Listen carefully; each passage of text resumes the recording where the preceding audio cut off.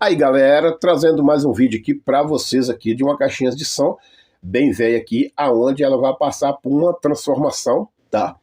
Primeiro a gente quer falar um pouquinho sobre essa caixa, porque ela é muito boa de som. Porém, tá sem a placa dela lá, e a gente vai fazer uma adaptação de uma outra placa aqui atrás. Vou estar mostrando em breve aqui agora para vocês.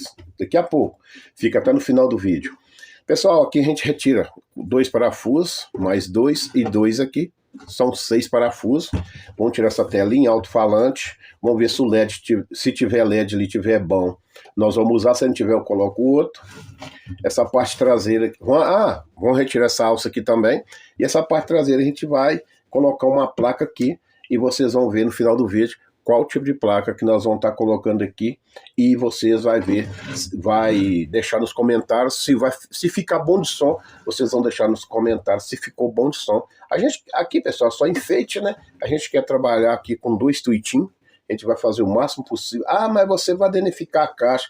Mas para que isso aqui não tem nada mesmo? A gente coloca os 2 tweetinhos aí de boa, que eu acho que vai funcionar de boa, e vamos pôr para funcionar, não é isso? Vamos retirar essa alça aqui, né? E aqui no fundo tem esses parafusos, mas com certeza eu devo estar travando alguma pecinha aqui dentro, uma basezinha de tipo de um, sei lá, um ferro, né? Porque ela é bem pesada no fundo, né? Descer para não deixar ela vibrar, que ela é bem leve, tá, pessoal?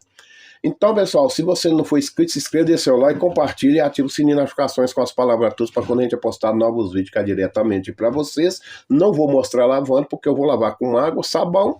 Vou passar aquela escova que eles falam, escova para lavar roupa. E um sabão que é o detergente aí, seja qualquer marca, pode ser IP ou outra marca.